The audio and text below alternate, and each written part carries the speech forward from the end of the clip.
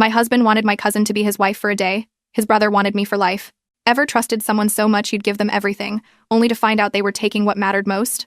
My husband spent 10 years lying about who he married. My cousin spent 2 years sleeping with him on my dime.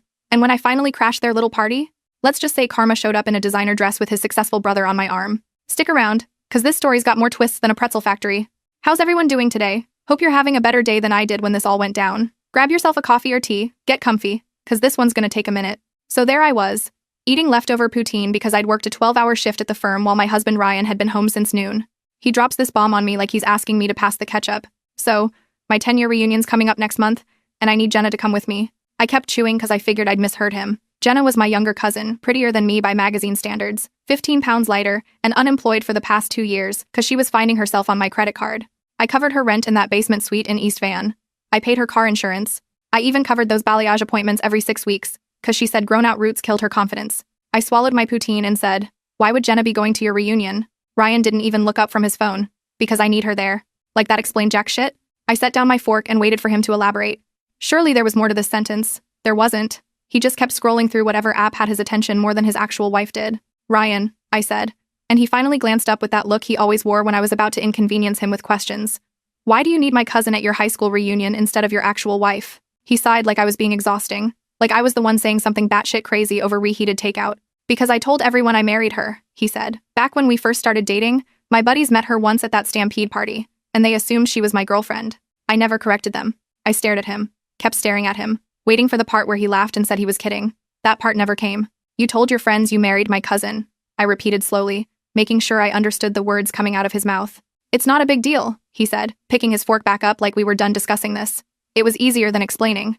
And honestly, babe, you know how those guys are. They're shallow. They remember Jenna being hot, and they've spent 10 years thinking I locked that down. I can't show up with someone different and explain that actually, I married the other one. The other one. I'd graduated top of my class at UBC Law. I'd made partner at 33. I'd bought us this house in Kitsilano, the cars in our driveway, every piece of furniture Ryan was currently sitting on. And I was the other one. I could feel something cold spreading through my chest, but I kept my voice steady, cause that's what I did. I stayed calm. I was reasonable. I didn't make scenes. So, your solution," I said, "is to bring my cousin as your fake wife to a reunion full of people I'll never meet, and I'm supposed to just be okay with that?" Ryan reached across the table and grabbed my hand like he was comforting me through my own confusion. "It's one night," he said, squeezing my fingers. "Nobody'll ever know. These people don't matter. I'll make it up to you, I promise. We'll do a nice dinner after. Just us. Anywhere you want, even that fancy place on Robson you're always talking about." He smiled at me with those blue eyes that used to make my stomach flip, and I realized something that should have been obvious years ago. He thought I was stupid. He thought I was so desperate to keep him happy that I'd agree to anything if he just promised me a nice dinner afterward. And the worst part? He was probably right. He'd been training me to accept less since the day we met. "I don't know, Ryan," I said, watching his face change from charm to irritation in half a second. "It just feels weird. Why can't you just tell them the truth?" He pulled his hand back. "Because I've been lying for 10 years, Kara. What am I supposed to say now? Hey guys, funny story, I actually married her boring older cousin who works all the time. That's humiliating. Boring, older, works all the time." Each word landed like a small punch to the chest. But I didn't react because I never reacted. I just absorbed it and kept functioning. That was my role in this marriage. Provider, absorber, the other one. "Besides," Ryan continued, "Jenna already said yes. She's excited about it. Said it sounds fun." I blinked. "You already asked her before asking me?" He shrugged. "I needed to make sure she was available first. Logistics. My cousin had agreed to pretend to be my husband's wife. My cousin, who I'd been financially supporting for 2 years, who called me crying every month about how hard her life was, who I'd given everything to because that's what family does. She'd said yes to this without even calling me first. Ryan must have seen something in my face because his expression softened into that fake concern he was so good at. "Babe, don't be upset. Jenna said you should be flattered she's willing to help. She's doing this for us, for you, really. So I can network and maybe finally land something better than that barista gig you're always complaining about." I wasn't complaining about his barista job. I was complaining about the fact that he'd had 4 barista jobs in 3 years and quit each one because his managers didn't respect him. I was complaining about funding his life while he figured out what he wanted to be when he grew up at 34 years old. But somehow that had become me being unsupportive. Somehow everything always became my fault. One night, Ryan said again, watching me carefully now, seeing just how much more he needed to push. "Nobody gets hurt, and then we never talk about it again. 'Kay?" I nodded. I agreed to let Jenna pretend to be Ryan's wife for one night at his reunion. I told myself it was harmless, just an embarrassing lie he needed help covering up. But something about how quickly Jenna said yes kept nagging at me. How she already knew the date before I did. How comfortable Ryan seemed asking his wife to step aside for her own cousin. I decided I wasn't going to sit back and watch from the sidelines. I was going to insert myself right into their little rehearsals and see exactly how they acted when the wife they were replacing was standing in the room. I came home early from work the next day and found them in my living room, going over their story. I figured I could help give you feedback on what looks believable, I said. They barely looked up. Ryan said, "Sure, babe," and went right back to whatever Jenna was saying. I sat down in the chair across from them and waited for the awkwardness to settle in. It never did. They just kept going like I was part of the furniture in the house I paid for with money I earned while both of them contributed nothing. Okay, so when they ask how we met, Ryan said, leaning toward Jenna with his elbows on his knees, "I'll say I saw you across the room at a mutual friend's birthday party, and I knew right then I had to talk to you. I felt my whole body go rigid. That was how Ryan and I met. I was standing by the window at some house party in Gastown, and he walked up and said I looked like I was plotting my escape.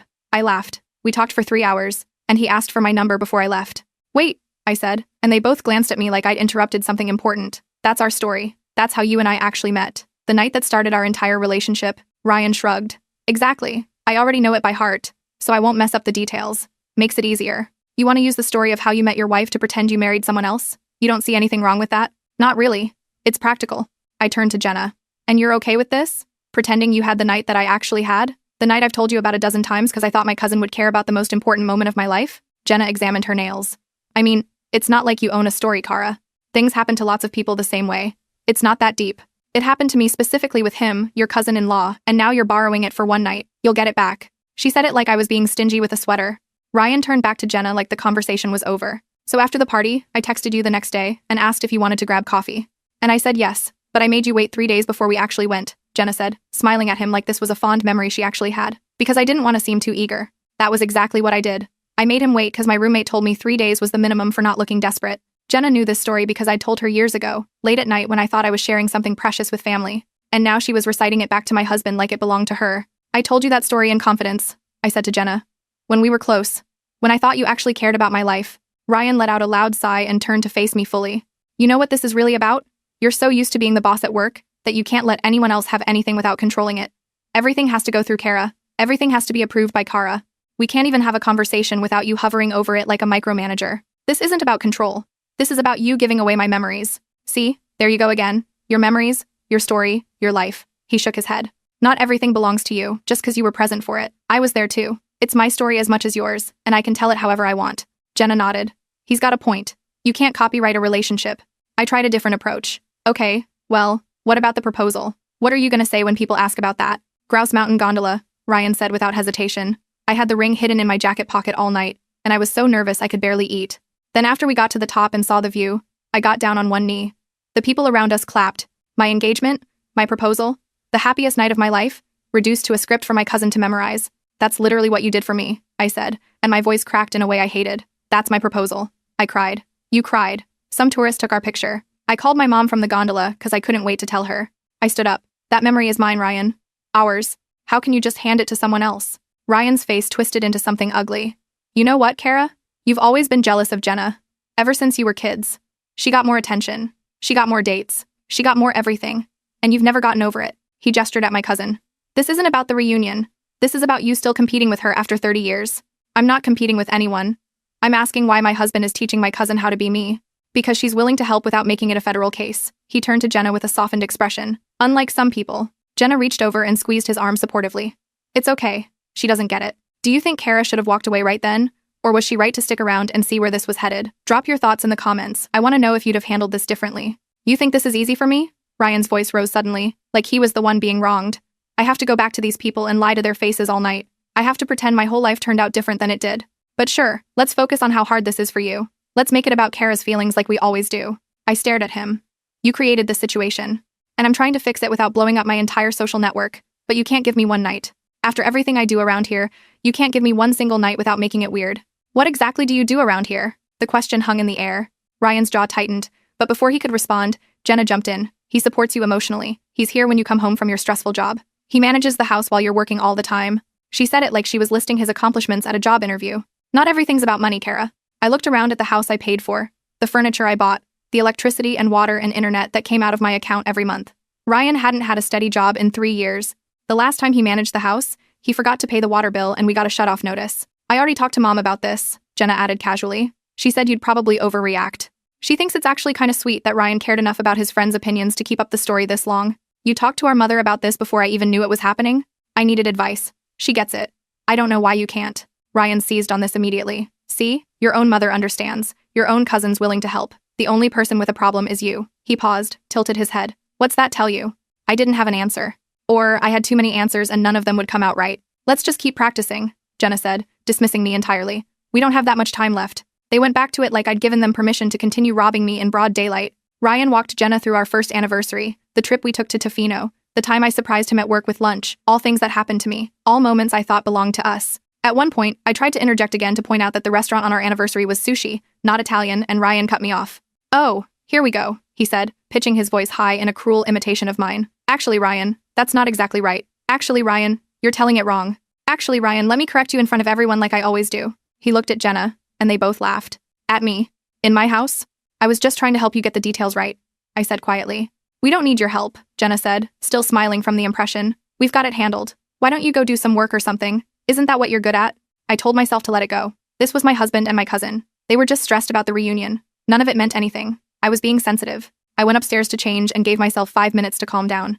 I washed my face, took deep breaths, told myself I was overreacting, just like everyone kept saying. I was halfway down the stairs when I heard Jenna giggle. Not her normal laugh, but something softer, private. I stopped on the landing and looked through the railing. What I saw made my whole body go cold. Ryan had his hand on Jenna's face, his thumb was tracing her cheekbone, and she was leaning into it with her eyes half closed, and their faces were inches apart. They were about to kiss. My husband and my cousin. In my living room. In my house. I must have made a sound because they jumped apart like someone fired a gun. Jenna's face went red. Ryan's hands flew up. They both started talking at once. It's not what it looks like, Ryan said. We were just rehearsing, Jenna said. In case anyone asks about us being affectionate. I stood on the stairs looking down at them, and they looked back up with matching panic, trying real hard to look innocent. Right, I said slowly. Rehearsal. Ryan's face relaxed into relief. Exactly. We got carried away practicing. It didn't mean anything. Jenna nodded quickly. We have to look like a real couple. That's literally all it was. I walked downstairs and sat back in my chair and watched them watch me, waiting to see what I would do. And I did nothing. I let them think I bought it, because I needed time to figure out what was actually happening before I said something I couldn't take back. But I wasn't overreacting anymore. Something was very wrong, and I wasn't going to sleep on it. I wasn't going to give them time to align their stories or practice their excuses. Ryan first, while the panic was still fresh. Then Jenna, alone, without him there to feed her lines. If neither of them cracked, I'd find someone else in his life who'd seen what I was too blind to notice. Someone who owed him nothing. Someone with no reason to protect him. The truth was coming out tonight, one way or another. Jenna left an hour later, and I followed Ryan upstairs without saying a word. He went into the bathroom to brush his teeth like nothing had happened. Like I hadn't just watched him almost kiss my cousin. Like this was any other regular night in our marriage. I waited till he came out. Then I stepped in front of the bedroom door. Move, he said. No. He blinked at me like I'd spoken another language. In 10 years of marriage, I'd never blocked a door. I'd never stood in his way. I'd never been anything but accommodating and reasonable and easy to walk around. Kara, I'm tired. Move. You're not sleeping till you tell me what's going on with you and Jenna. He laughed, but there was no humor in it. We already explained that. It was rehearsal. You said you understood. I lied. I don't understand anything. I don't understand why my husband had his hands on my cousin's face. I don't understand why she was leaning into him like she'd done it 100 times before. I don't understand why you two looked more comfortable together than you've looked with me in years. Ryan tried to step around me, and I moved with him. His jaw tightened. You're being crazy right now. You know that, right? You're acting like a crazy person. Then explain it to me so I stop being crazy. Tell me one thing that makes sense. I already told you. We were practicing looking like a couple. That's literally all it was. Then why'd you jump apart like I caught you doing something wrong? If it was just practice, you would have laughed it off. You wouldn't have panicked. He threw his hands up. What do you want me to say? That I'm sleeping with your cousin? Is that what you need to hear so you can feel justified in this little meltdown you're having? Are you? The question hung between us. Ryan stared at me, and I stared back, and for 3 seconds neither of us breathed. I can't believe you'd even ask me that. His voice went quiet and wounded, like I was the one who'd hurt him. After all these years together, after everything we've built, you're gonna stand there and accuse me of sleeping with Jenna because we got a little too into character during a rehearsal? You didn't answer the question. Because the question's insane. He was yelling now, and I didn't flinch. No, Kara. No, I'm not sleeping with your cousin. Happy? Can I go to bed now? He tried to push past me, and I grabbed his arm. My fingers dug into his bicep, and he stopped moving and looked down at my hand like he couldn't believe I was touching him without permission. Let go of me. Not till you look me in the eyes and tell me there's nothing between you two. He yanked his arm free, and his whole face changed. His lip curled up on one side, and his eyes went flat and cold. He looked at me like I was something stuck to the bottom of his shoe. You want to know what there is between us? Relief. That's what. Relief that I get to spend time with someone who doesn't interrogate me every time I breathe. Relief that I get to be around a woman who actually makes me feel good, instead of making me feel like a failure every single day. I have never called you a failure. You don't have to. It's in everything you do. The way you sigh when you pay the bills. The way you mention your job every 5 minutes. The way you look at me like I'm a problem you're too tired to solve. He stepped closer, voice dropping. Jenna doesn't look at me like that. Jenna thinks I'm worth something. Jenna doesn't pay your bills. See? There it is. Everything comes back to money with you. You can't even have a conversation without reminding me you're the one with the checkbook. I'm reminding you I'm the one with the checkbook, because you seem to have forgotten who funds your life while you spend your days rehearsing romance with my cousin. Ryan's nostrils flared. His mouth pressed into a thin, hard line. You know what? I'm done. If you can't trust me after 10 years, then maybe we shouldn't be married anymore. The words landed exactly how he meant them to. A threat, a weapon, the nuclear option he knew I'd been avoiding my entire marriage. Is that what you want? I asked. Divorce? I want a wife who doesn't treat me like a suspect. If you can't be that, then yeah, maybe divorce is exactly what I want. He pushed past me, and this time I let him. He grabbed a pillow and a blanket from the closet and walked out without looking back. I heard him go downstairs, heard the couch creak as he threw himself onto it, heard the TV turn on because even in the middle of a fight, he couldn't go 5 minutes without a screen. I stood in our bedroom doorway and realized something important. He hadn't denied it. He'd yelled, he'd deflected, he'd threatened divorce. But he never once looked me in the eyes and said there was nothing between him and Jenna. He couldn't. Because there was. I grabbed my keys and my purse and walked out the front door without telling him where I was going. He didn't ask. He didn't even look up from the TV. Jenna's apartment was 20 minutes away in Burnaby. I knew the route by heart, because I'd driven there dozens of times with groceries when she said she couldn't afford food, with furniture when she said her place looked too empty, with a check for her damage deposit when she first moved in, because she'd blown through her savings on a trip to Cabo with friends. She called me crying 2 years ago, saying she was about to be homeless. I co-signed her lease. I covered her damage deposit. I set up automatic e-transfers for her rent, because she said dealing with money stressed her out. 2 years. $24,000. Plus her car insurance, plus her phone bill, plus random checks whenever she said she was struggling. I added it up once and stopped because the number made me sick. And the whole time I was funding her life, she was using that freedom to sleep with my husband. Every hour I spent at work to cover her bills was an hour she spent in my house with Ryan. I parked in front of her building and took the stairs 2 at a time. It was almost 11 at night, and I didn't care. I banged on her door hard enough that her neighbor opened theirs to see what was happening. Jenna, open the door now. I heard movement inside. Footsteps. Then her voice, high and nervous. Kara, what are you doing here? Open the door, or I'll keep knocking till someone calls the cops. The lock clicked. The door opened 3 inches. Jenna's face appeared in the gap, looking pale and scared. It's late. Can we talk tomorrow? No. I pushed the door hard, and she stumbled backward as I walked into the apartment I funded. You can't just barge in here. I pay your rent. I can do whatever I want. I looked around at the furniture I'd helped her pick out. The TV I'd bought her for Christmas. The couch where she probably sat texting my husband while I was at work paying for all of it. How long? Jenna wrapped her arms around herself. How long what? Don't play dumb with me. How long have you been sleeping with Ryan? I'm not sleeping with Ryan. I told you. It was just rehearsal. Why won't you believe me? Because I saw your face when he touched you. I saw how natural it looked. That wasn't acting, Jenna. That was muscle memory. That was something you've done so many times your body did it without thinking. You're imagining things. Am I? Then explain why you know so much about my husband. Explain why you two have inside jokes I've never heard. Explain why he defends you more than he's ever defended me. Jenna's eyes darted toward her phone on the counter looking for backup, looking for Ryan to tell her what to say. He's not coming to save you, I said. I left him on the couch. It's just you and me, cousin to cousin. Tell me the truth. There's nothing to tell. Fine. Then tell me this. I stepped closer, watched her step back. What's the birthmark on his left hip shaped like? Jenna's face went white. For 1 second, she forgot to lie, and I saw the answer in her eyes before she covered it up. I don't know what you're talking about. Yes, you do. You know exactly what I'm talking about because you've seen it. You've touched it. You've been close enough to my husband's body to know things only his wife should know. He showed me a photo once. It was a joke. Ryan has never taken a photo of that birthmark in his life. He's self-conscious about it. He barely lets me see it.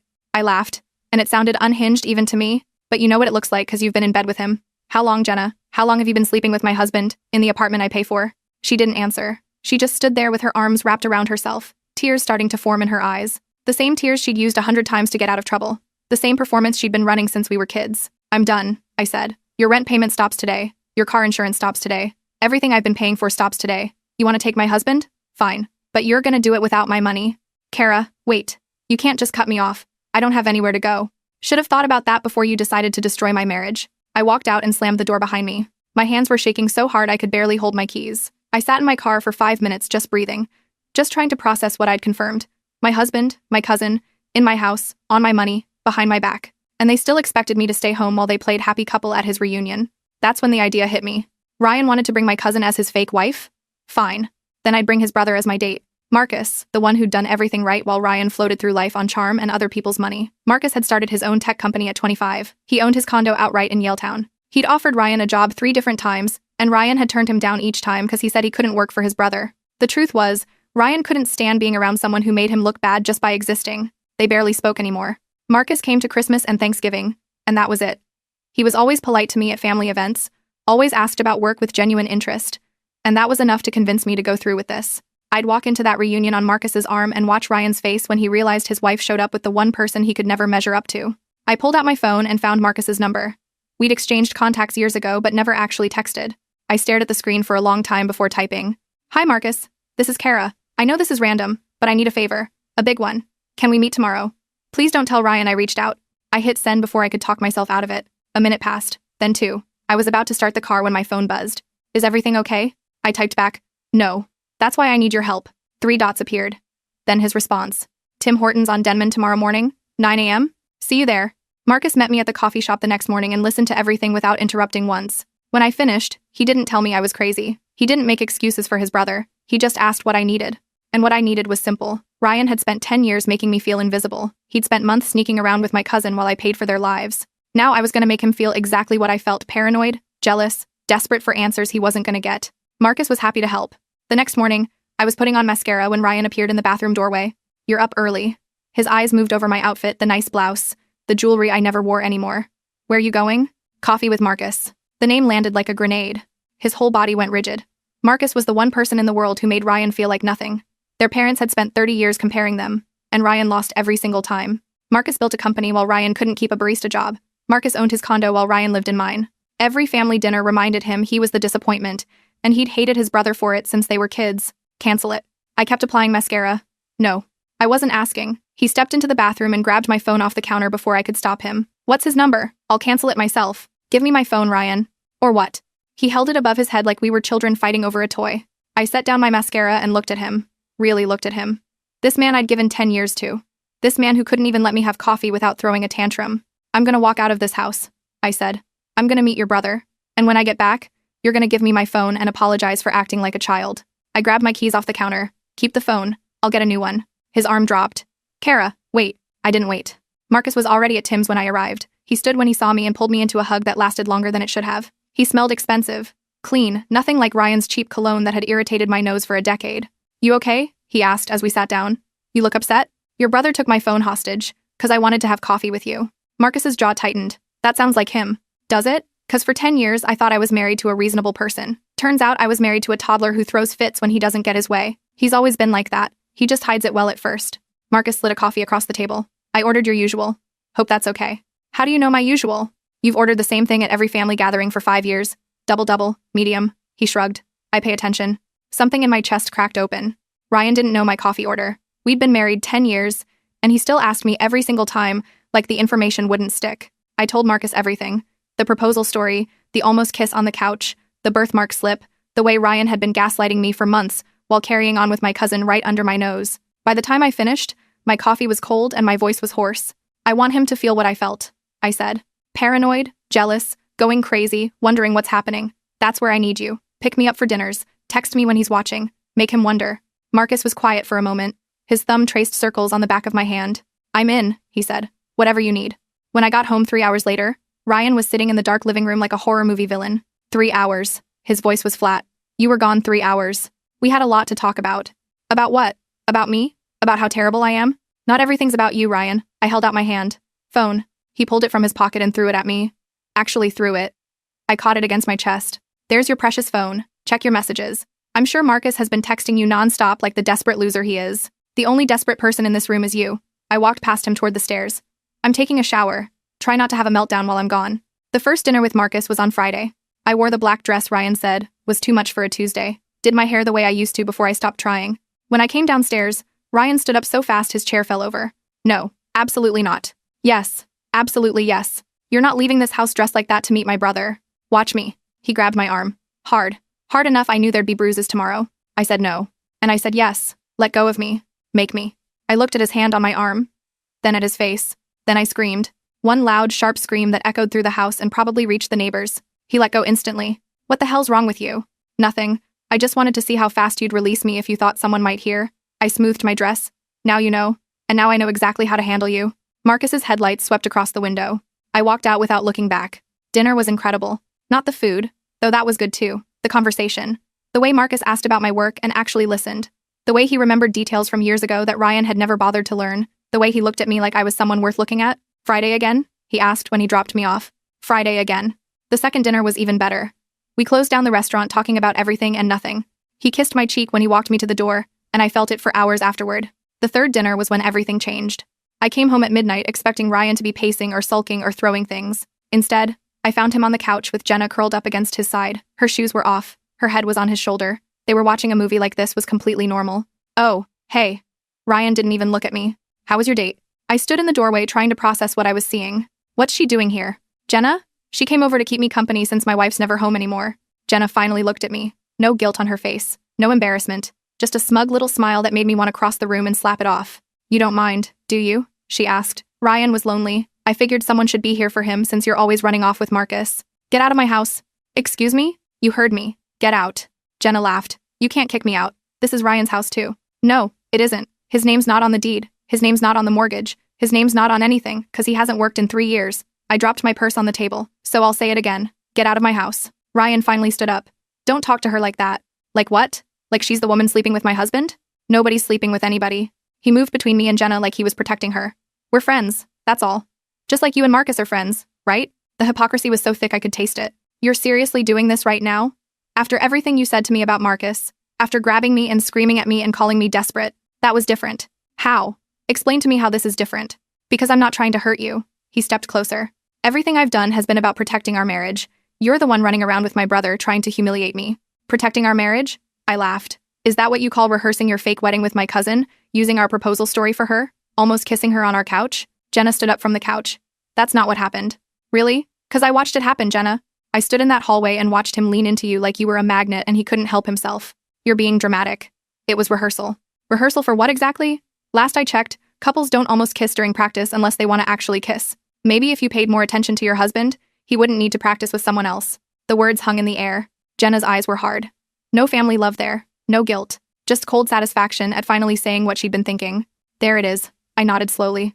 That's what you really think, isn't it? That this is my fault. That I drove him to you. I didn't say that. You just did.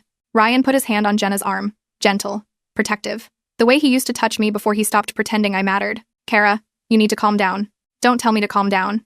You invited my cousin into our home to make me jealous, and now you're standing there holding her arm like she's the victim. I looked between them. How long? How long have you two been sleeping together? And don't lie to me. I already know about the birthmark. Jenna's face went pale. She looked at Ryan. He looked at the floor. That's what I thought. I grabbed my purse off the table. I'm sleeping in the guest room tonight. When I wake up tomorrow, she better be gone. You can't just kick her out, Ryan said. I can do whatever I want. It's my house, remember? I started toward the stairs, but Jenna's voice stopped me. You think you're so much better than everyone, don't you? Her voice was shaking now with anger, with something else I couldn't name. The successful lawyer with the big house and the fancy career. You've always looked down on me. Always treated me like I was less than you. I turned around slowly. I paid your rent for 2 years, Jenna. I paid your car insurance, your phone bill. I gave you $3,000 last Christmas because you said you were struggling. I stepped closer, and the whole time, you were sleeping with my husband and laughing at me behind my back. I wasn't laughing. Then what were you doing? 'Cause, from where I'm standing, it looks like you took everything I gave you and used it to steal my life. I didn't steal anything. Her voice cracked. You were never gonna lose him. He was always gonna stay with you. The money, the house, the stability. That's what he wants. I was just the one he actually loved. The confession hit me like a truck. Not because it hurt, 'cause it didn't. Because somewhere along the way, I'd stopped caring whether Ryan loved me. I just wanted him to pay for what he'd done. Loved. I repeated the word back to her. Past tense. Jenna blinked. What? You said loved, not loves. Loved. I looked at Ryan. Is that true? Did you love her? He opened his mouth. Closed it. Opened it again. Nothing came out. Ryan, Jenna's voice was small now. Tell her. Tell her you love me. Tell her I'm not just some mistake. Tell her what you told me when we were alone. Ryan ran his hand through his hair, that nervous gesture he did when he was cornered. Jenna, this isn't the time. Then when is the time? She grabbed his arm. She already knows. Everyone already knows. Tell her. He pulled away from her. Actually pulled away. I need some air. He walked out the back door and into the yard, leaving Jenna standing in the middle of my living room with tears streaming down her face. He loves me, she whispered. He told me he loves me. Men say a lot of things, Jenna, especially when they want something. I watched her crumble. Watched the reality hit her that she was never going to be his wife. That she'd thrown away her relationship with her cousin for a man who couldn't even say he loved her out loud. How's it feel to realize you were just the other woman this whole time? That's not what I was. That's exactly what you were. The exciting secret, the forbidden fruit, the reason he could tolerate being married to me. I picked up my purse. But secrets don't stay secrets forever. And now he has to choose. You really think he's gonna pick you over everything I provide? Jenna didn't answer. She just stood there crying while I walked upstairs to the guest room. I pulled out my phone and texted Marcus. She was here when I got home, curled up with him on the couch like she belonged there. His response came in seconds. Are you okay? Better than okay. He just showed me exactly who he is, and she just realized she was never gonna win. What happened? She told me he loved her. He couldn't even say it back. Just walked out of the room and left her standing there crying. He's a coward. He's worse than a coward. He's a man who doesn't know what he wants, and destroys everyone around him trying to figure it out. Dinner tomorrow? I smiled at my phone in the dark guest room. I could hear Jenna's car starting in the driveway, hear Ryan's footsteps on the back porch, hear the muffled sound of him calling her name as she drove away. Pick me up at 7. And Marcus, thank you for being the one good thing in all of this. Always. Ryan begged Jenna back within 48 hours. I heard him on the phone promising her everything would be different, promising the reunion would prove how much she meant to him. He thought I didn't know they'd patched things up. He thought I didn't see her car parked 2 streets over when she snuck in through the back. He thought he was being clever. They both did. The reunion was tomorrow night. They had their plan, their rehearsed story, their matching outfits. What they didn't know was that I had a plan too. And mine was gonna burn theirs to the ground. 2 days later, I was folding laundry when I heard Ryan's voice drifting up from the backyard. I moved to the window and watched him pace by the fence with his phone pressed to his ear. I know I messed up. I know I hurt you. But Jenna, please. The reunion's in 5 days, and I need you there. A pause. Because you're the only one who understands. Because I love you. I was just too scared to say it in front of her. There it was. The confession he couldn't give when she was standing in our living room crying. He saved it for the phone call where he thought no one was listening. Friday night. I'll pick you up at 6. Wear the green dress we picked out. Another pause, then softer. I promise this time will be different. After the reunion, everything changes. You'll see. He hung up, and I stepped back from the window before he could look up. My hands weren't shaking anymore. They hadn't shaken in weeks. Something had hardened inside me since that night. I drove away crying, something cold and patient and ready. I picked up my phone and texted Marcus. They're back together. He just told her he loves her. His response came in seconds. Are you okay? I'm perfect. The reunion's Friday. Pick me up at 7. What's the plan? I smiled at my phone. You'll see. Friday arrived fast. I spent the afternoon getting ready. Hair done at the salon, Ryan said was too expensive. Nails painted the red, he said was too bold. Makeup done by a professional, cause tonight I wasn't just showing up, I was making an entrance. The dress was new. Black, cut low enough to turn heads and high enough to stay classy. I'd bought it with the credit card Ryan didn't know existed. The one I'd opened when I first started suspecting something was wrong. Marcus picked me up at exactly 7. Charcoal suit, perfect hair, the kind of man who made other men feel small just by standing next to them. When I opened the door, his eyes moved over me slowly. You look incredible. I know. I grabbed my clutch off the table. Ready to crash a party? The reunion was at a hotel downtown. Chandeliers, valet parking, waiters with champagne on silver trays. Through the windows, I could see the crowd, Ryan's old classmates in their nicest clothes, trying to prove the last 10 years had been kind to them. You sure about this? Marcus asked as he handed his keys to the valet. I've never been more sure of anything. We walked in together, his hand on the small of my back, my chin up. The room was packed with people I'd never met, telling stories about a version of my husband I didn't recognize. The confident, popular guy who had everything figured out, the man who married the beautiful Jenna and lived happily ever after. I spotted them before they spotted me. Ryan in the suit I'd bought him for our anniversary, Jenna in the green dress they'd rehearsed in. Her hand was on his arm, and she was laughing at something one of his friends said, playing the part of the perfect wife just like they'd practiced in my living room. Then Ryan looked up. His face went through 5 emotions in 2 seconds. Confusion, recognition, horror, panic, and then something that looked a lot like fear when he realized who was standing next to me. Kara, his voice cracked on my name. Hey, honey. I smiled wide enough for the whole room to see. Surprised? The crowd around them went quiet. People turned to look. Whispers started spreading like wildfire through dry grass. What are you doing here? Ryan's voice was barely above a whisper. Meeting my husband's old friends. Isn't that what wives do at reunions? I looked at Jenna. Oh, I'm sorry. Did I interrupt something? Jenna's face had gone pale. She was staring at Marcus like she'd seen a ghost. Who's this? One of Ryan's friends stepped forward, big guy, friendly smile, completely oblivious to the bomb that was about to go off. I don't think we've met. I'm Kara. I extended my hand. Ryan's wife. His actual wife. The one he's been married to for the last 10 years. The friend's smile faltered. I thought Jenna was his wife? That's funny, 'cause Jenna's my cousin. And she's been sleeping with my husband for the past year while I paid her rent. The whispers turned into gasps. Ryan grabbed my arm and tried to pull me away from the crowd. Kara, stop. You're embarrassing yourself. No. I pulled my arm free. I'm embarrassing you. There's a difference. Who's he? Another friend pointed at Marcus. Why's he here? This is Marcus, Ryan's brother. The successful one. The one your friend here's been jealous of since they were kids. I looked at Ryan. Should I tell them why you hate him so much? Or should I let them figure it out? Kara, please, Ryan's voice was desperate now.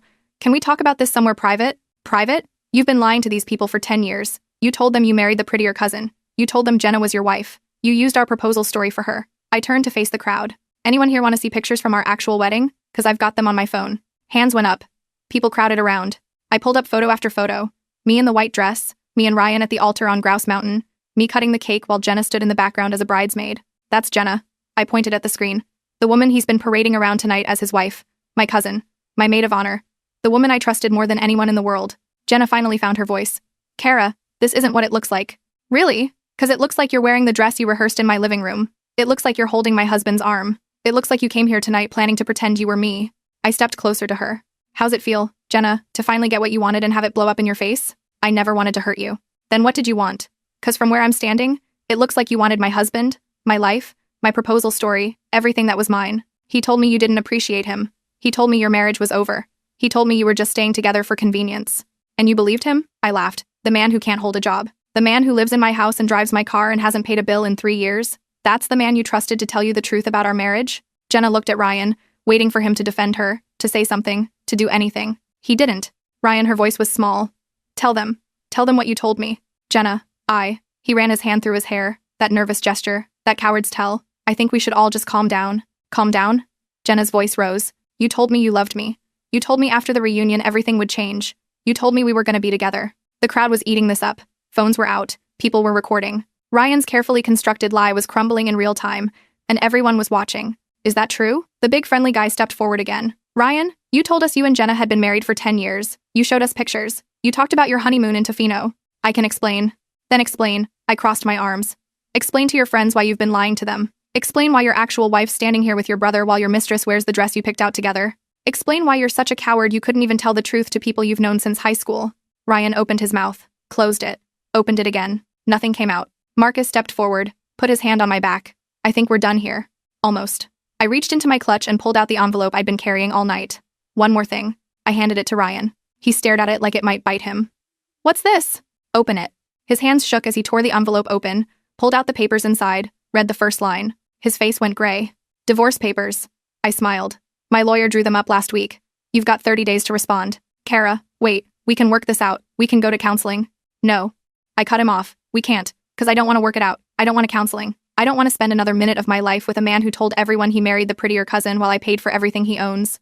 I turned to Jenna. And you, I hope he was worth it, 'cause you just lost your cousin, your rent payments, your car insurance, everything I gave you, 'cause I thought family meant something. I shook my head. Good luck figuring out how to survive without me. Real talk. Guys, have you ever helped someone who turned around and betrayed you? How'd you handle it? Drop your stories in the comments. Sometimes we need to hear we're not alone in this stuff. Marcus took my hand, and we walked toward the door. The crowd parted for us. No one tried to stop us. No one defended Ryan. They just watched as his entire world collapsed around him. At the door, I stopped and looked back one last time. Ryan was still holding the divorce papers. Jenna was crying. His friends were staring at him like they'd never seen him before. By the way, I called out, the house is in my name. So's the car. So's everything. You've got till the end of the month to get your stuff out. I walked out into the cool night air with Marcus beside me. The valet brought the car around. Marcus opened my door, and I slid into the passenger seat. How do you feel? He asked as we pulled away from the hotel. I watched the building shrink in the side mirror, thought about everything I'd just done, everything I'd just destroyed, everything I was about to build in its place. Free, I said. I feel free. Ryan moved out 3 weeks later. I watched from the bedroom window as he loaded boxes into a U-Haul. Not his car, 'cause that was in my name. Not with help from his friends, 'cause most of them stopped returning his calls after the reunion. Just him, alone in the driveway, carrying the pieces of a life he'd spent 10 years pretending to deserve. He knocked on the door before he left. I opened it but didn't let him inside. I just wanted to say goodbye, he said. His eyes were red. He looked like he hadn't slept in days. And that I'm sorry. For everything. Okay. That's it? Just okay? What do you want me to say, Ryan? That I forgive you? That I hope you find happiness? I leaned against the doorframe. I don't. I hope you spend the rest of your life remembering what you threw away. I hope every time something good happens to you, there's a little voice in the back of your head reminding you that you don't deserve it. He flinched like I'd hit him. You've changed. No. I just stopped pretending to be someone I'm not, so you could feel better about yourself. I stepped back and put my hand on the door. Goodbye, Ryan. I closed it before he could respond. Jenna called me twice that first week. I didn't answer. She left voicemails asking if we could talk, asking if there was any way to fix things between us, asking if I could at least keep paying her rent till she figured things out. I deleted them without listening past the first few words. A month later, she showed up at my door. I saw her through the peephole and didn't open it. She stood there for 10 minutes, knocking and calling my name, before she finally gave up and left. 2 months after that, I heard through a cousin that she and Ryan had tried to make it work. Moved into a tiny apartment together on the bad side of Surrey. Ryan got a job at a warehouse making $15 an hour. Jenna picked up shifts at a restaurant where the tips barely covered gas. The dream life they'd rehearsed in my living room turned into screaming matches about bills and whose turn it was to buy groceries. They broke up before their lease was even up. Jenna moved back in with her parents. Ryan disappeared somewhere, nobody bothered to track. Marcus and I took things slow. Dinners turned into weekends. Weekends turned into trips. The trip to Montreal I'd always wanted finally happened. We spent 2 weeks eating croissants and drinking wine and not talking about Ryan once. 6 months after the reunion, Marcus asked me to move in with him. I said yes without hesitating. 'Cause I knew he actually wanted me. Not my money, not my house, not what I could do for him. Just me. Before I let you go, here's the thing about karma. It's not about revenge, it's about truth. Sometimes the best thing you can do is step back and let people show themselves. What do you think? Was I justified? Or did I go too far? And hey, if this story resonated with you, hit that like button and subscribe. Trust me, I've got more stories where this came from. Thanks for listening, guys. Take care of yourselves.